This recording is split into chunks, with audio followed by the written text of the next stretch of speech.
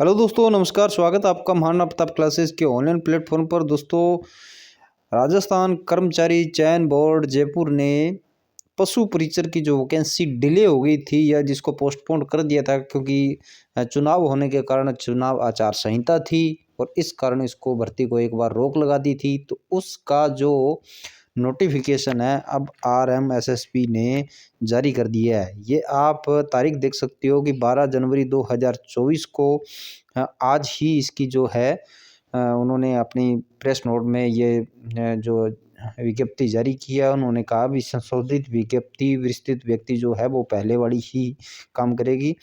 और ये आप बाकायदा देख सकते हो कि बोर्ड द्वारा पशुपालन विभाग के लिए राजस्थान पशुपालन अधीनस्थ सेवा 1970 संशोधित अनुसूचित जाति और चतुर्थ श्रेणी कर्मचारियों के लिए 2000 की अंतर्गत पशु परिचर भर्ती 2023 की जो 6/10/2023 को जारी की गई थी, उक्त निम्नानुसार संशोधन किया जाता है।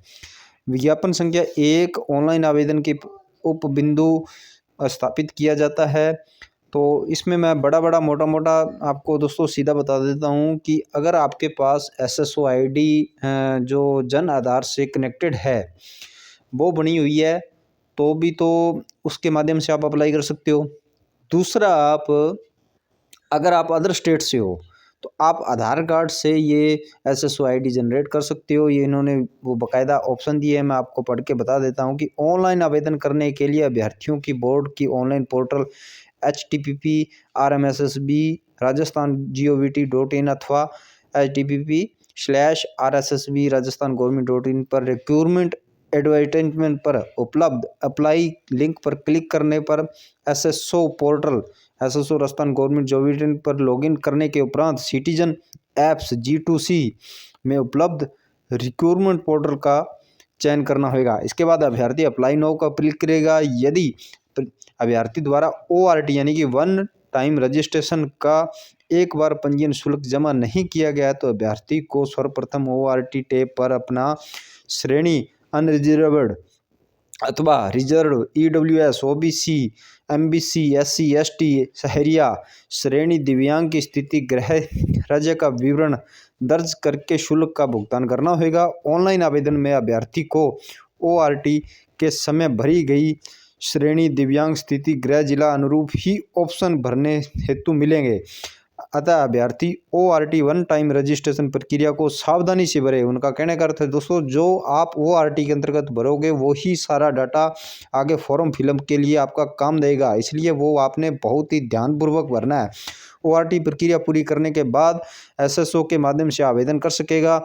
आवेदन के दौरान नवीनतम फोटो 1 माह से अधिक पुरानी नहीं होनी चाहिए। देखो, सबसे उन्होंने बाकायदा कहा है कि आपकी फ़ोटो जो है पुरानी 1 महीने से पुरानी नहीं होनी चाहिए। तो दोस्तों, फ़ोटो नई बनवा लीजिएगा, क्योंकि बहुत बड़ी अच्छी अपॉर्चुनिटी है। सीट इसमें लागू है नहीं, कोई भी अदर स्टेट से भी कैंडिडेट है जो फॉर्म अप्लाई कर सकता है। तो अपलोड की जानी आवश्यक है। भर्ती के लिए आवेदन प्रक्रिया के दौरान उम्मीदवार को समय की पहचान पत्र की आवेदन प्रति स्थापित करनी होगी। उसके पास निम्नलिखित सत्यापन विधियों में से किसी एक विधि का विकल्प उपलब्ध होगा। आधार कार्ड आधारित सत्यापन। यदि उम्मीदवार के पास आधार कार्ड का उपयोग करके वरना ORT जनरेट करता है तो किसी सत्यापन की आवश्यकता नहीं होगी।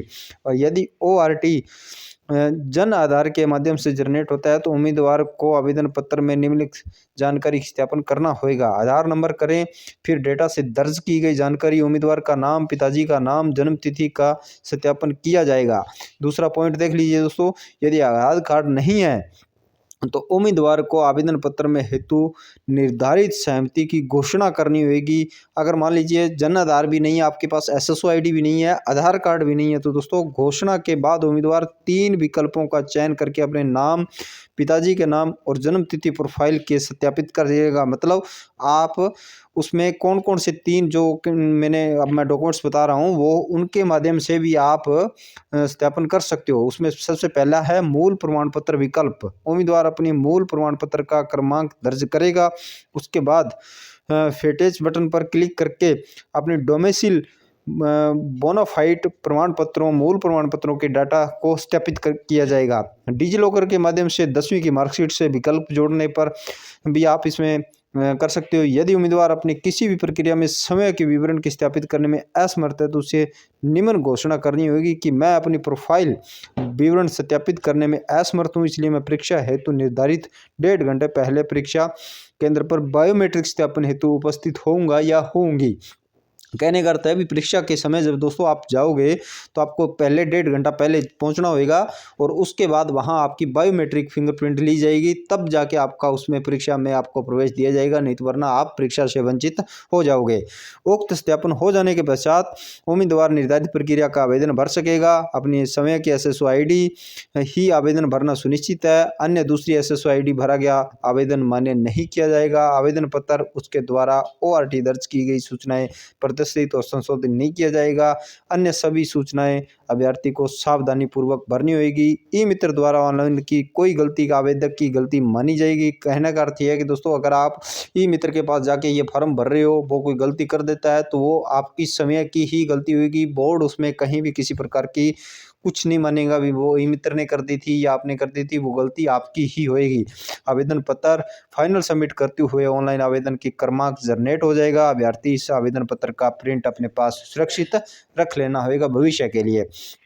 पंजीयन शुल्क की दोस्तों बात कर लें तो यदि ORT में एक बार पंजीयन शुल्क नहीं किया गया तो पंजीयन शुल्क राज्य के ई कियोस्क जन सुविधा केंद्र CSC नेट बैंकिंग ATM कम डेबिट कार्ड के माध्यम से 19 जनवरी 2024, अब ये तारीख फिक्स है दोस्तों, ये वो ना कि आपको ये सिर्फ पैसा जमा कराने की बात कर रहा है, वो आपको लास्ट डेट भी बता रहा है। और तो इस आवेदन के जो पशु परिचर के वैकेंसी के जो आवेदन है 19 जनवरी 2024 से शुरू हो जाएंगे और इसकी लास्ट डेट दोस्तों 17 फरवरी 2024 को मध्य रात्रि 23:59 यानी कि रात के 12 बजे तक आप अप्लाई कर सकते हो।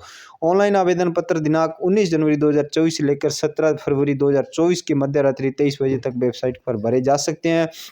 इसके उपरांत लिंक निष्क्रिय हो जाएगा। आवेदकों को सलाह दी जाती है कि ऑनलाइन अंतिम तिथि की दिनांक बिना इंतजार किए हुए सबसे पहले भर लेना है।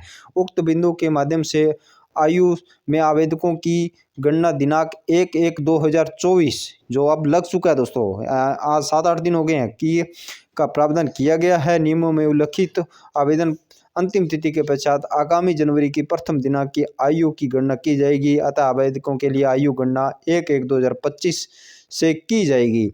तो आयु की दोस्तों जो गणना है आपकी 1/1/25 तक की जाएगी। आवेदक द्वारा ऑनलाइन आवेदन भरी गई शैक्षणिक योग्यताओं का अंतिम रूप मान्य किया जाएगा। ऑनलाइन आवेदन में योग्यता अतिरिक्त अन्य संस्था विश्वविद्यालय प्रदत्त किसी भी डिग्री से शैक्षणिक योग्यता में अभ्यर्थी अंतिम तिथि के पश्चात 7 दिवस में ही संशोधन कर सकेगा। उसके पश्चात शैक्षणिक योग्यता के कॉलम और रोल नंबर उत्तीर्ण आदि कोई भी संशोधन नहीं किया जाएगा। ऑनलाइन आवेदन प्रत्याहरित करने की प्रक्रिया बोर्ड द्वारा उक्त विज्ञापन संबंधित प्रमाण पत्र धारित होने के उपरांत अगर अभ्यर्थी ऑनलाइन आवेदन भर दिया जाए तो ऑनलाइन आवेदन की अंतिम तिथि 7 दिन के पश्चात SSO पोर्टल पर लॉगिन, रिक्रूटमेंट पोर्टल का चयन और माई रिक्रूटमेंट सेक्शन के अंतर्गत संबंधित परीक्षा के समक्ष विड्रॉल बटन पर क्लिक करके अपना ऑनलाइन आवेदन पत्र प्रत्याहरित यानी कि विड्रॉल कर सकेंगे। आवेदन के अनुसार वांछनीय योग्यता नहीं होने के कारण बावजूद भी इस अवधि में आवेदन पत्र पर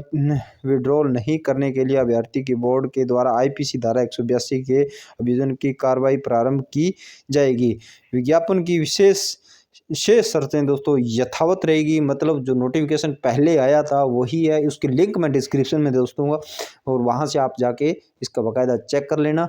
और बाकी जो शर्तें हैं बोर्ड ने भी कहा है कि वैसे की वैसे रहेगी। तो आज के लिए दोस्तों बस इतना ही था। पूरा मैंने विज्ञापन आपको पढ़ के सुना दिया है, कैसे कैसे करना है, क्या क्या करना है बिना गलती किए। बहुत बड़ी अपॉर्चुनिटी है। 5334 पदों पर दोस्तों वैकेंसी है। थोड़ी सी मेहनत करने के बाद सिलेबस भी नया है इसका, तो आप इसमें अपने सिलेक्टेड हो सकते हो, अपने माता पिता का सपना पूरा कर सकते हो। तो आज के लिए दोस्तों बस इतना ही। खुश रहिए, स्वस्थ रहिए। जय हिंद, जय भारत।